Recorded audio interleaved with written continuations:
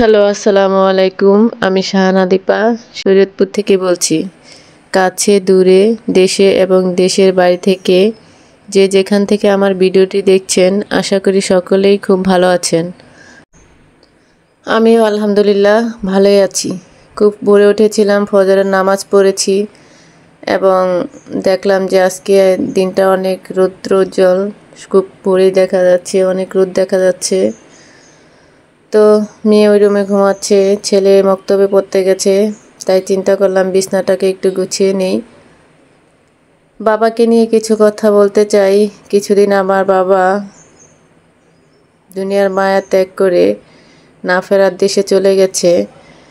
তো বাবাকে হারিয়ে কোনো কিছুতেই মন বসাতে পারছিলাম না, কোনো কাজও করতে মন চাচ্ছিল না, তাই কোনো নতুন ভিডিও করা হয়নি এবং পোস্টও করতে পারিনি। তো মনকে অনেক সময় সান্ত্বনা দিয়ে থাকি, বাবা চলে গেছে তার জন্য তো আমাকে সব কিছু থামিয়ে বসে থাকলে হবে না, আমাকেও কিছু করতে হবে, যেহেতু আমার দুটো ছেলে মেয়ে আছে।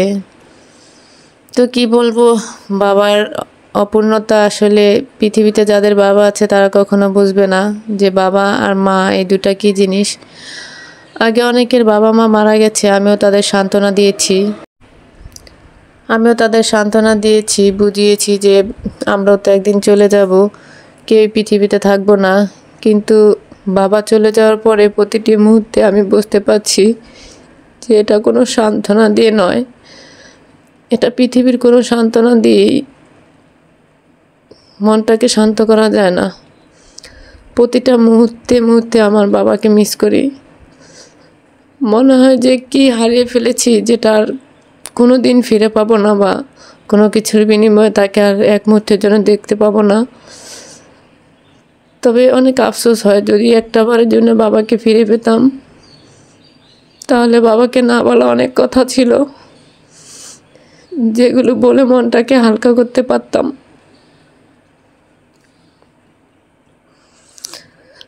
যাই হোক, বাবাকে নিয়ে আমি এখন আর কিছুই বলতে পারি না। বাবার কথা মনে হলেই শুধু মনে হয় যে আমার ভিতরটা দুমড়ে মুচড়ে সব ভেঙে চলে যাচ্ছে। তাই আমি চাই যাদের বাবা মা বেঁচে আছে তাদের সাথে কেউ কখনো কটু কথা বা খারাপ কথা বলবেন না।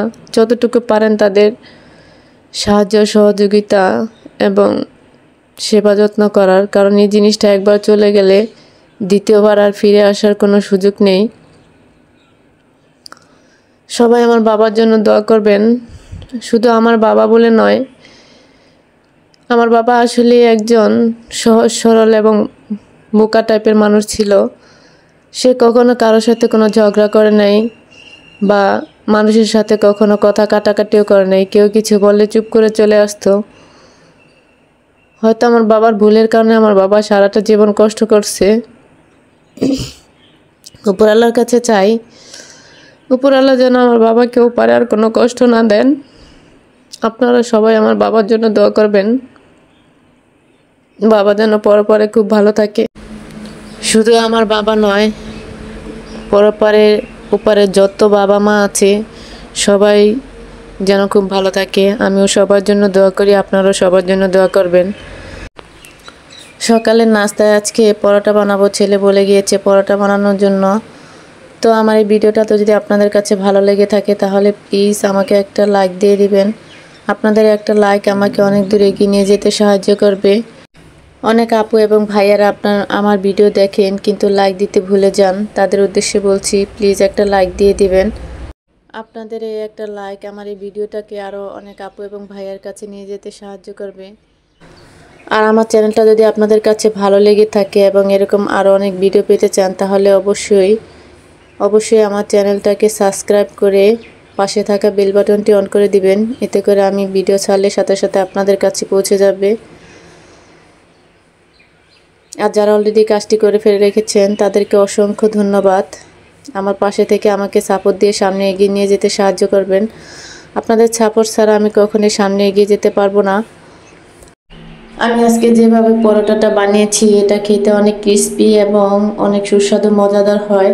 তো আমি এই রেসিপিতে যে উপকরণগুলো অ্যাড করেছি এগুলো আর আজকে শেয়ার করলাম না। আমি পরবর্তীতে এই পরোটাটা নিয়ে একটা ভিডিও বানাবো। তো সকালবেলার নাস্তায় আমার কাছে মানে রুটি আইটেমের ভিতরে এই পরোটা এবং দুধ চাটা ভীষণ পছন্দের। আমার ছেলে মেয়ে অনেক পছন্দ করে। তো সময় স্বল্পতার কারণে সব সময় করে ওঠা হয় না। তো আজকে ভাবলাম যে একটু ফ্রি সময় আছে, যার কারণে ডোটা আমি আরও 1 ঘন্টা আগে বানিয়ে রেখেছিলাম। এখন এক এক করে পরোটাগুলা বানাবো এবং ভেজে নেব। অনেকে পরোটা হালকা ভাজা পছন্দ করেন, কিন্তু আমার কাছে পরোটাটা একটু কড়া করে ভাজলে খেতে অনেক সুস্বাদু লাগে, একটা মচমচে ভাব আসে, যার কারণে খেতে অনেক মজা হয়। তো আমি এক এক করে পরোটা বানাবো এবং ভেজে নেব। পরোটাগুলোকে আমি একটু কড়া ভাজা দেব যাতে মচমচে হয়। মচমচে করে ভাজলে আমার ছেলেও একটু পছন্দ করে, আর আমার কাছেও ভীষণ ভালো লাগে। সময় স্বল্পতার কারণে অনেক সময় পরোটা বানানোর ঝামেলাটা করা হয় না, কিন্তু মাঝে মাঝে যেদিন একটু ফ্রি থাকি সেদিনে আমি পরোটা বানাই। দুধ চা দিয়ে নরম এই ফুলকো পরোটা খেতে অনেক ভালো লাগে। জানি না আমার মতো আপনাদের আর কার কার ভালো লাগে, কমেন্ট করে জানাবেন।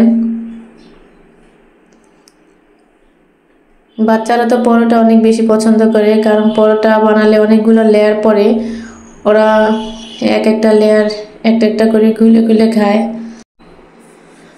অনেক আপুরা আমার থেকে অনেক সুন্দর করে পরোটা বানাতে পারেন, কিন্তু আমি আমারটা আর কি শেয়ার করলাম। তো সকালের নাস্তাটা আমি আজকের মতো পরোটা এবং দুধ চা দিয়ে করে নেব। তা আমার ছেলে মক্তব থেকে এসে বসে আছে পরোটা খাওয়ার জন্য, আর বারবার শুধু আমাকে বিরক্ত করছে, আম্মু কখন হবে কখন হবে।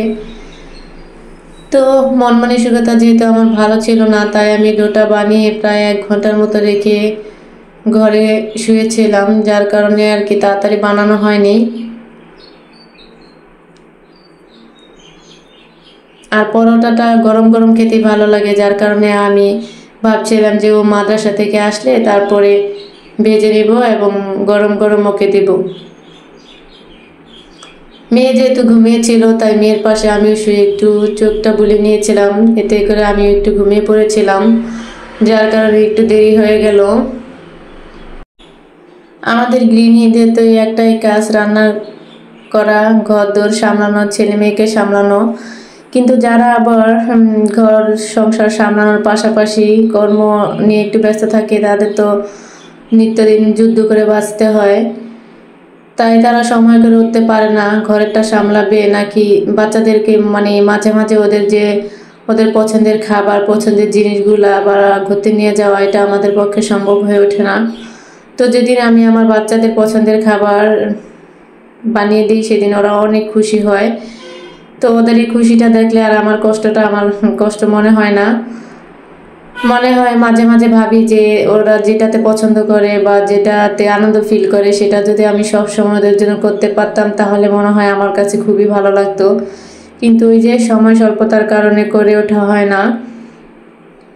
তো আমার মতো অনেকে এমন ব্যস্ত আছে যারা কর্ম নিয়ে প্রতিনিয়ত যুদ্ধ করে, তাদের পক্ষে তো আর ছেলে মেয়ের আবদারগুলো রাখা হয় না। তারপর অনেক মায়েরা চেষ্টা করে বন্ধের দিনে করার জন্য। তো আমার পরোটা ভাজা শেষ হয়ে গেল, এখন চা বসিয়ে দেব। যেহেতু দুধ চা দিয়ে আজকে পরোটা খাবো তাই দুধ চাটাই বানাবো। আমি সচরাচর দুধ চা খাই না, একমাত্র যেদিন পরোটা বানাই সেদিন একটু দুধ চা করে নিই।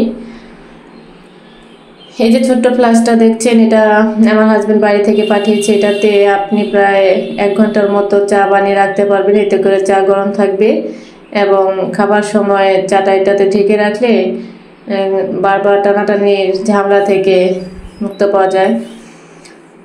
তো মা আর ছেলে মিলে আমরা এখন নাস্তাটা করে নেব। যেহেতু মেয়ে এখনো ঘুম থেকে ওঠেনি, মেয়ে ঘুমাচ্ছে, তাই মা ছেলে নাস্তাটা করে নিয়েছি। তো অনেক আপনারা বলতে পারেন যে আমি চা বানাতে পারি না বা চার কালারটা এমন হয়েছে কেন। এটা আসলে আমাদের দেশি চা না, চলুন আপনাদের দেখিয়ে দিই। এটা হচ্ছে একটা তুর্কি চা, এটা আমার হাজব্যান্ড বাইরে থেকে পাঠিয়েছিল। এই চাটা আপনারা গরম পানির সাথে খেলে খুব সুন্দর একটা কালার আসে এবং খেতে অনেক মানে সুস্বাদু লাগে। তো যেহেতু আমার বাসায় দেশি চা পাতাটা ছিল না, তাই আমি এটা দুধ চা ভিতরে ব্যবহার করেছি। এটা দুধ চাতে ব্যবহার করলে হয় কি, এমনি খেতে খুব ভালোই লাগে, বাট ওই কালারটা আর কি ওরকম আসে না।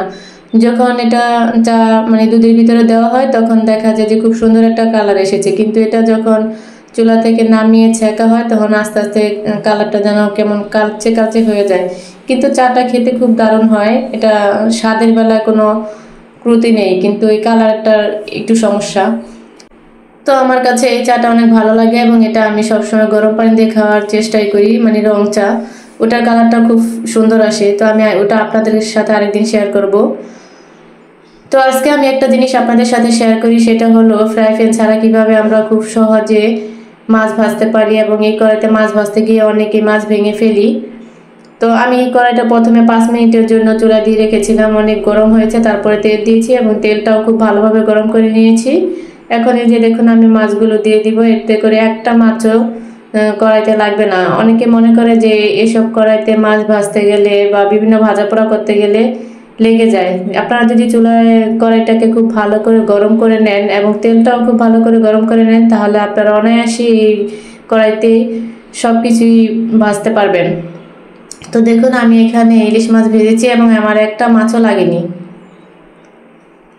তো ইলিশ মাছটাকে আমি এক্সট্রাভাবে রেখে দিব, এটা আমার ছেলে মেয়ে ভাজাটাই পছন্দ করে, ওরা খাবে। আর এখানে কিছু কচুরমুখী দিয়ে তরকারি রান্না করছি, এটা হচ্ছে আমাদের দুপুরের আইটেম, এটা শেয়ার করলাম না। আমার ছেলের বার্থডে গেছে গত 6 তারিখে, আমার বাবা মারা গেছিল 3 তারিখে। তো ও তো ছোট মানুষ, বোঝে না, শুধু বারবার বলছিল যে আমাকে কেক কিনে দাও, কেক কিনে দাও।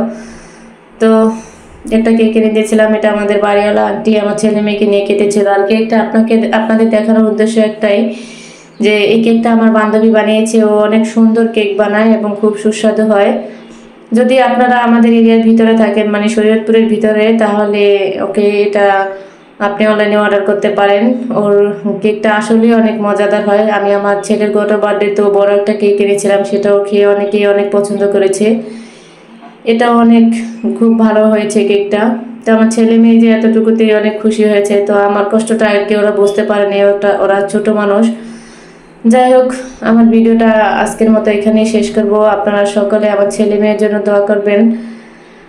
সকলেই ভালো থাকুন, সুস্থ থাকুন, দেখা হবে পরবর্তী ব্লগে। আল্লাহ হাফেজ, আসসালামু আলাইকুম।